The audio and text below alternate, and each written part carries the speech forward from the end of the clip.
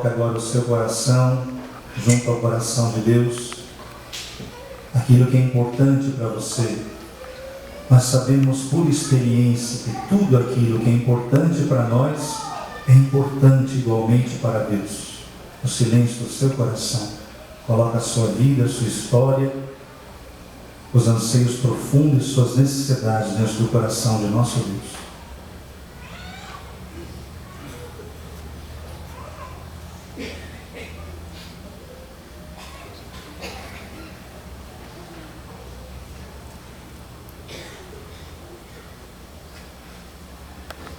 Ó Deus, força daqueles que esperam em vós, sede favorável ao nosso apelo, e como nada podemos em nossa fraqueza, dai-nos sempre o socorro de vossa graça, para que possamos querer e agir conforme vossa vontade, seguindo os vossos mandamentos. Por nosso Senhor Jesus Cristo, vosso Filho, na unidade do Espírito Santo. Amém. Somos nós a semente que o Pai lança sobre a terra, e cumprindo nosso ciclo de vida, Deus virá nos colher. Ouçamos. Leitura da profecia de Ezequiel. Assim diz o Senhor Deus: eu mesmo tirarei um galho da copa do cedro, no mais alto de seus ramos, arrancarei um broto e o plantarei sobre um monte alto e elevado. Vou plantá-lo sobre o alto monte de Israel. Ele produzirá folhagem, dará frutos e se tornará um cedro majestoso. Debaixo dele pousarão todos os pássaros, à sombra de sua ramagem. As aves farão ninhos, e todas as árvores do campo saberão que eu sou o Senhor, que abaixa a árvore alta e eleva a árvore baixa. Faço secar a árvore verde e brotar a árvore seca. Eu, o Senhor, digo e faço. Palavra do Senhor. Graças a Deus.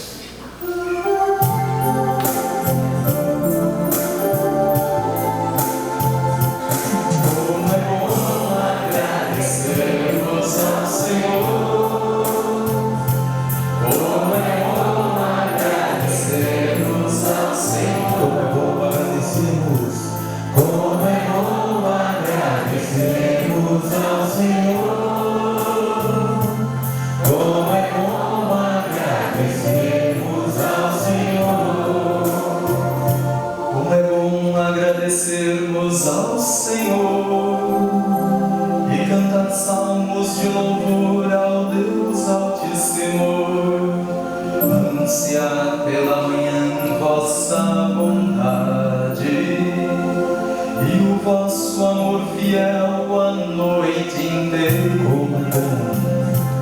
Como é bom agradecermos ao Senhor.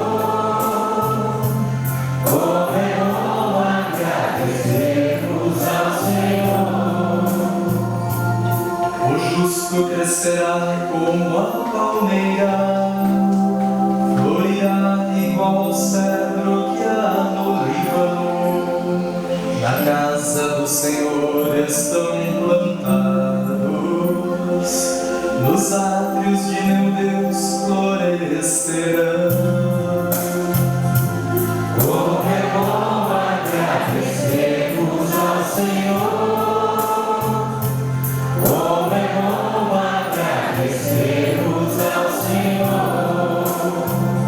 Mesmo no tempo da velhice darão frutos, cheios de seiva e de folhas verdejantes, e dirão: é justo mesmo, Senhor Deus, meu rochedo não existe nele o mal. Como é bom agradecermos ao Senhor.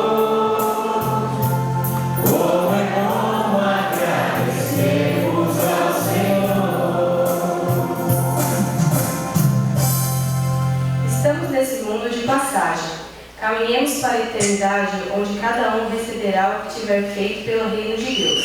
Ouçamos. Leitura da segunda carta de São Paulo aos Coríntios. Irmãos, estamos sempre cheios de confiança e e bem lembrados de que, enquanto moramos no corpo, somos peregrinos longe do Senhor. Nós caminhamos na fé e não na visão clara. Nós estamos cheios de confiança. Preferimos deixar a moradia do nosso corpo para ir morar junto do Senhor. Por isso, também nos empenhamos em ser agradáveis a Ele, quer estejamos no corpo, quer já tenhamos deixado essa morada. Aliás, todos nós temos de comparecer às claras perante o tribunal de Cristo, para cada um receber a devida recompensa, prêmio ou castigo do que tiver feito ao longo de sua vida corporal. Palavra do Senhor. Graças a Deus. A semente é a palavra de Deus. Cristo é o semeador. Todo aquele que o encontra, encontra a vida eterna. Acolhemos o Santo Evangelho cantando. Aleluia, aleluia, aleluia, aleluia, aleluia, aleluia, aleluia, aleluia. Semente é de Deus a palavra, Cristo é o Senhor. Todo aquele que o encontrar, vida eterna encontrou. Aleluia, aleluia,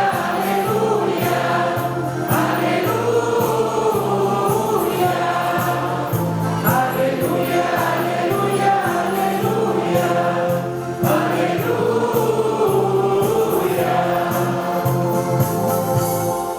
O Senhor esteja convosco.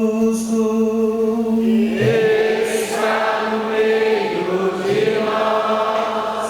Proclamação do Evangelho de Jesus Cristo segundo Marcos.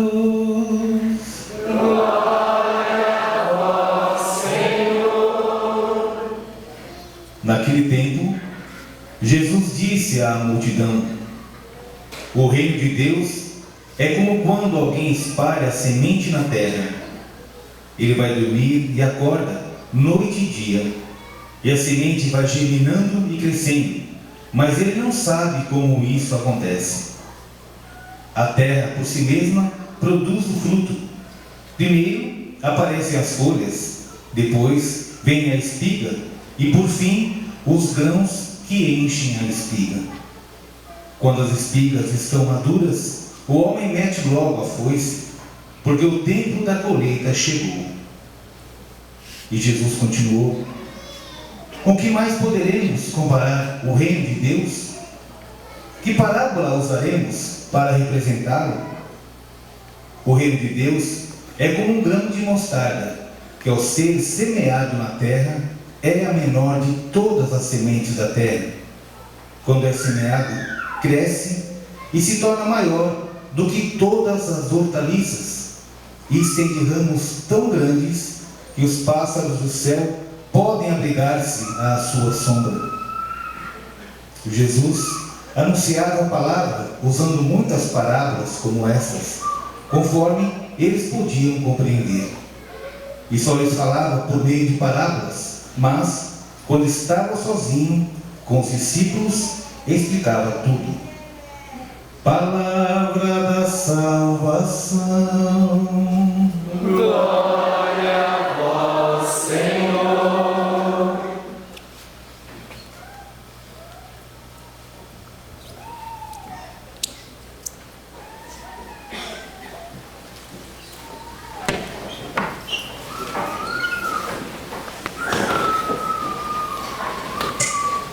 Caríssimo Padre Afonso, caríssimo Diácono Zeca, irmãos e irmãs, que bom para nós estarmos aqui nesta noite santa, caminhando para a grande solenidade do padroeiro dessa comunidade, o glorioso São João Batista, precursor do Salvador. Hoje a palavra de Deus, irmãos, nos toca a todos nós de muito perto. Como lhes dizia, quer acender em nós uma viva esperança e nos iluminar quanto aos enganos que muitas vezes nós somos conduzidos para errar o caminho. A primeira leitura que nós ouvimos do profeta Ezequiel, irmãos, podemos dizer uma tempestade, um tsunami havia, meus irmãos, entrado na história do povo de Israel. e estando na terra, foram invadidas por Nabucodonosor, e ele levou-os cativos para a Babilônia. E levou também o rei, que na época era o rei Joaquim. Para vocês terem uma ideia, não era apenas uma invasão, mas lembremos da profecia que havia sido feita por Deus pela boca do profeta Natã, que ele sempre deixaria o herdeiro da casa de Davi no trono, e assim manteria um reino, uma dinastia eterna. Levando este rei embora, as pessoas começaram a perguntar o que você e eu perguntamos quando sofremos: onde está Deus quando aparecem os grandes sofrimentos? Onde é que Deus está? Vale a pena confiar nele? E as palavras que eu ouvi dizendo que Deus me ajudaria, onde é que ele está? Todo homem, toda mulher de fé, quando se vê no sofrimento, ele questiona: aonde está Deus? Se Deus é bom, por que o mal na minha vida? Irmãos, ninguém de nós fica sem este chumbo grosso, por assim dizer, dos questionamentos da nossa vida. E veja, esse cedro pujante que era a dinastia de Davi foi arrancado como uma tempestade. Como você lemos um vento forte, arranca a árvore com raiz e tudo. Assim estava a fé e a esperança daquele povo. E veja a resposta de Deus pela boca do profeta Ezequiel, que foi tirar-lhes desta mentira.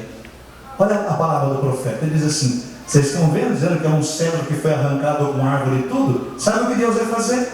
Ele vai em Babilônia, vai arrancar um brotinho desse cedro, vai trazê-lo aqui e vai plantá-lo num alto monte, e ele vai crescer e vai tornar-se um cedro majestoso, aonde todas as aves vão poder fazer seu ninho e abrigar-se à sombra desse cedro.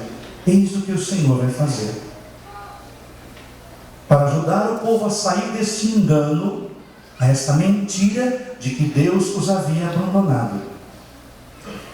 Certamente na mente do profeta Ezequiel, ele pensava que Deus iria restaurar loguinho a monarquia, a casa de Israel. Mas o tempo foi passando e você e eu sabemos que não foi isso que Deus fez. Ele não colocou um outro rei político como aquele que o povo estava esperando, mas Deus um outro rei. Quem foi ele? Jesus Cristo. E o tempo passou para que nós compreendêssemos que o seu reinado é diferente. E Jesus, meus irmãos, ele é por excelência o rei, ele é o filho de Davi, aquele que vem inaugurar um reino eterno. E ele começa o seu reino, meus irmãos, tirando dúvidas, tirando mentiras. Eu estava vendo essas menininhas aqui, desculpa, essas meninas de trança, e eu me lembrei daquele conto dos irmãos Grimm, que você deve conhecer, Rapunzel. As meninas conhecem, não conhecem? Vamos lembrar a história de Rapunzel? Quem que era Rapunzel mesmo? Era uma moça feia ou bonita? Muito bonita.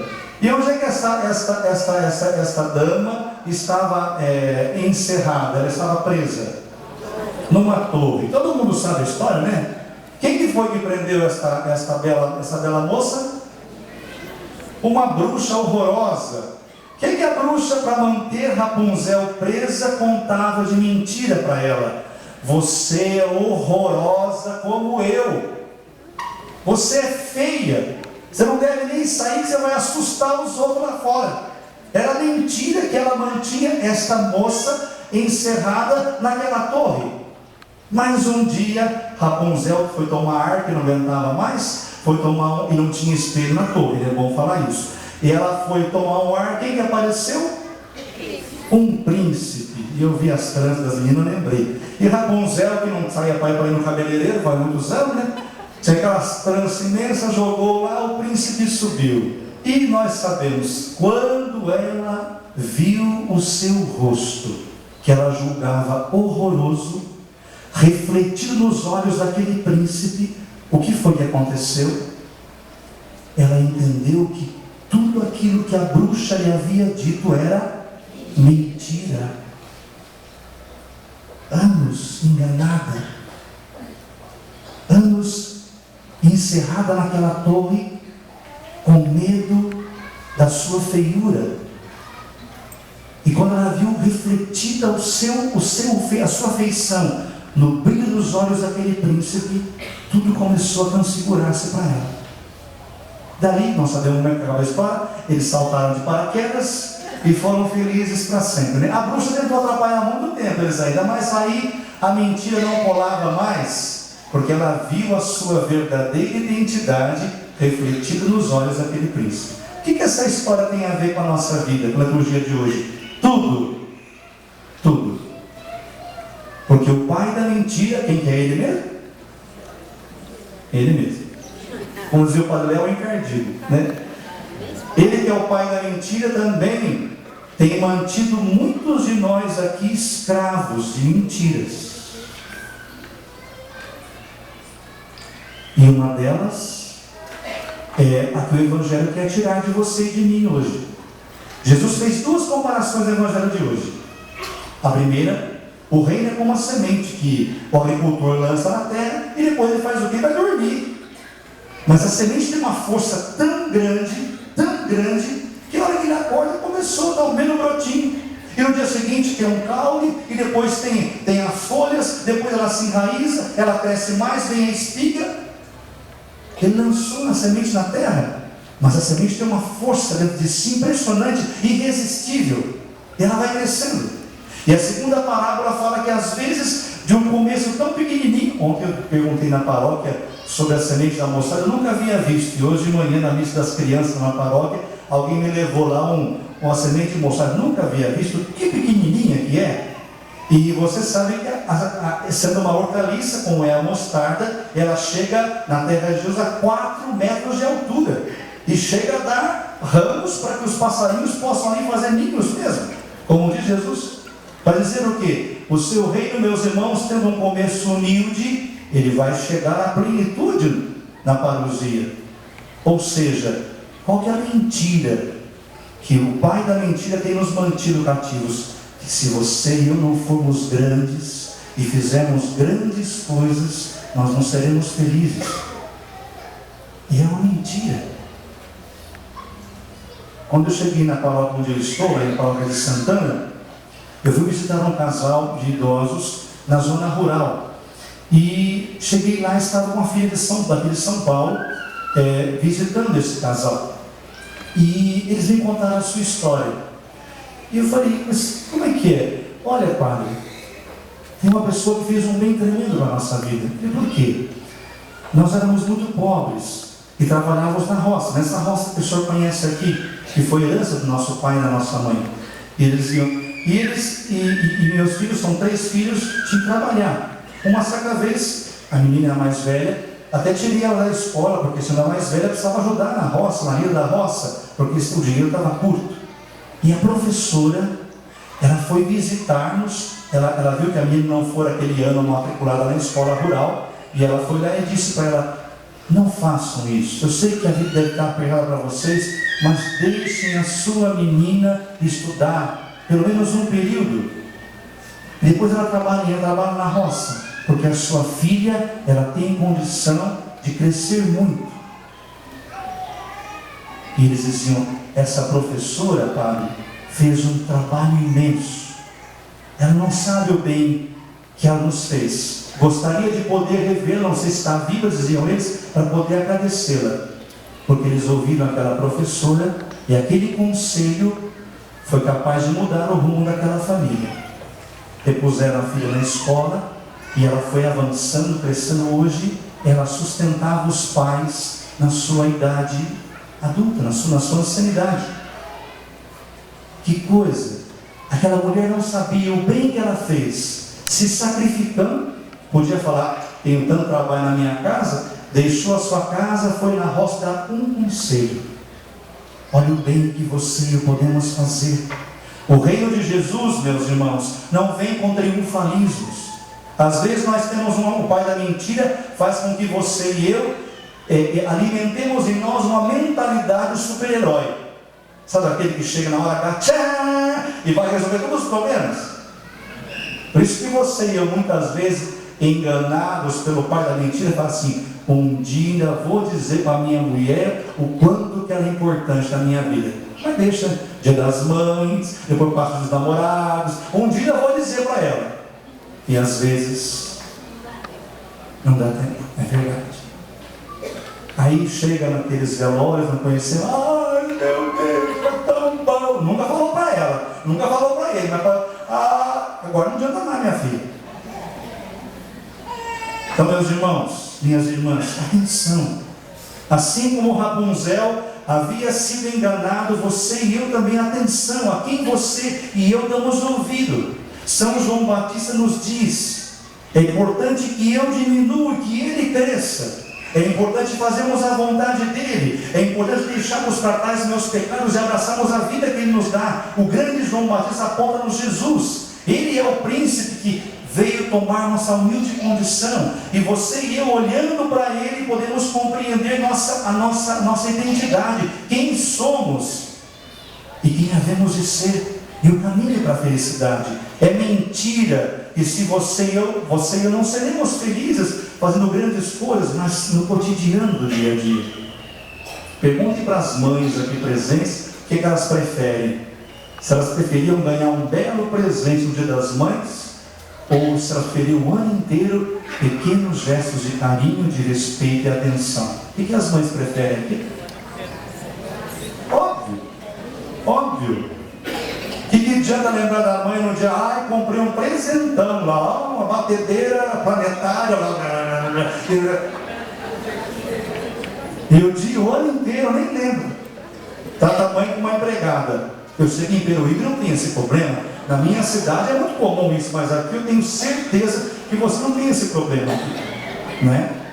Então, meus irmãos, o reino acontece nas pequenas coisas, diariamente, no cuidado do agricultor, que vai ver a semente crescendo, que cuida, que zela, que cultiva. Como é preciso você e eu entendermos. Eu nasci com um pé na roça, por isso que falo caipira assim, né? Com um pé na roça, e a gente sabe que as coisas do campo têm que ser cuidadas, cultivadas, como também os sentimentos, a amizade. Outro dia eu fui numa família, os dois meninos, são dois irmãos, eles estão na mesma casa em quartos grudados assim, contíguos, eles falam por e-mail.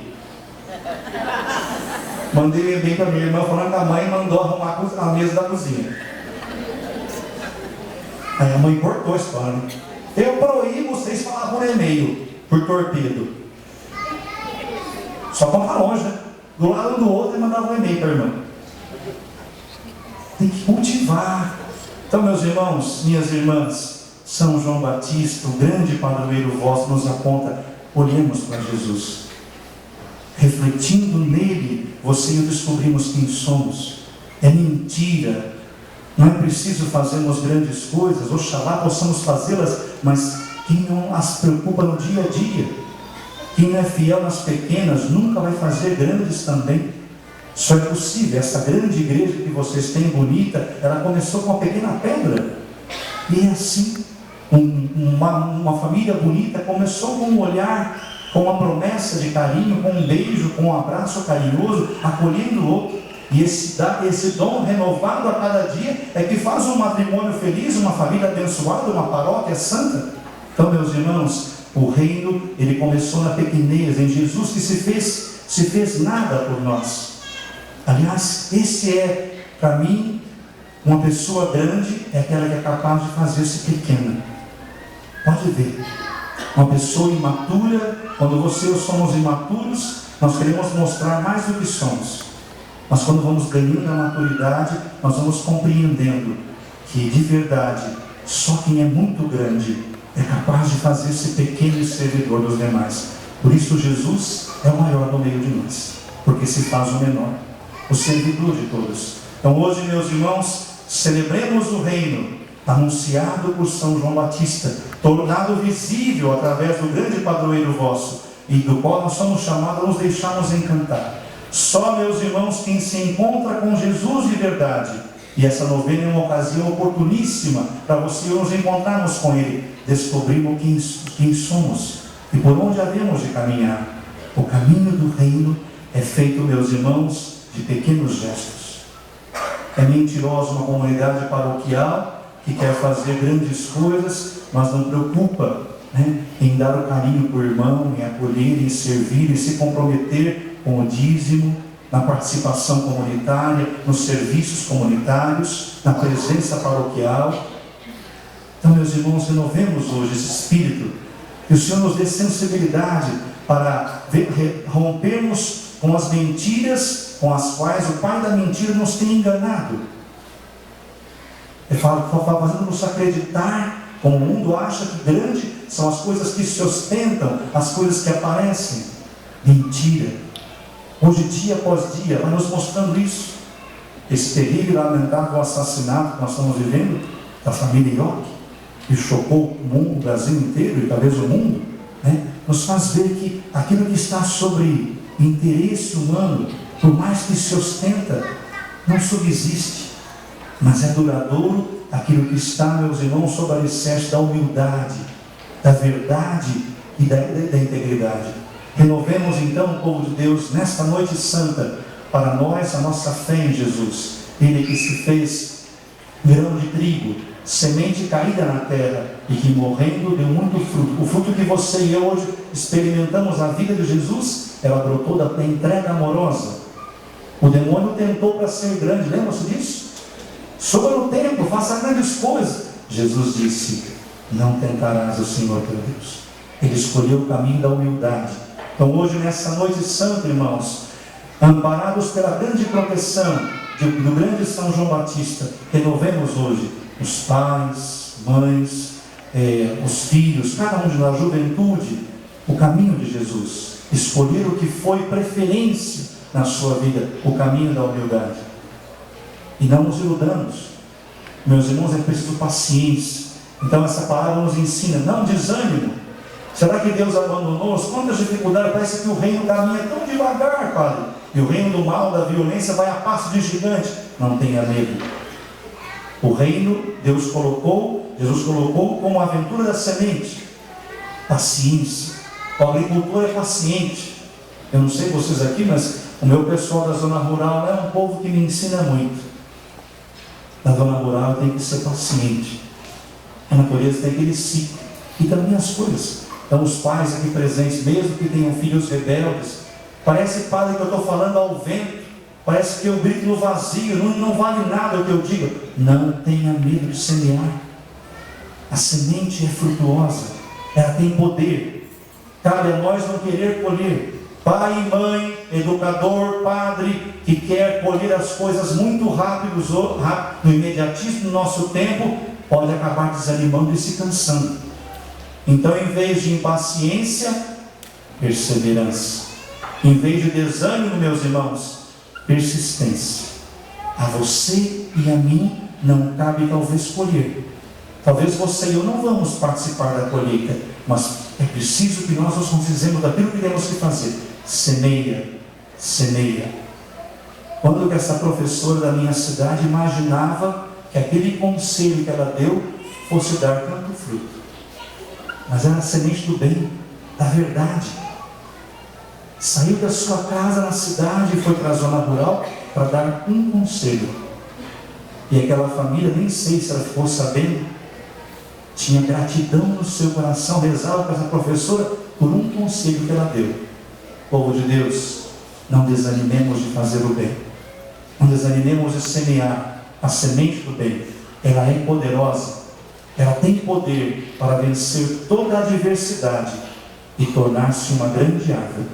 Vamos agradecer a Deus por Jesus, o semeador do reino, que foi anunciado por João Batista e tornado presente pelo grande precursor padroeiro vosso. Peçamos que nós também, meus irmãos, possamos continuar contemplando com os olhos da fé o reino já presente entre nós e tornado presente através da nossa semeadura. Vamos rezar? Em pé, renovemos nossa fé.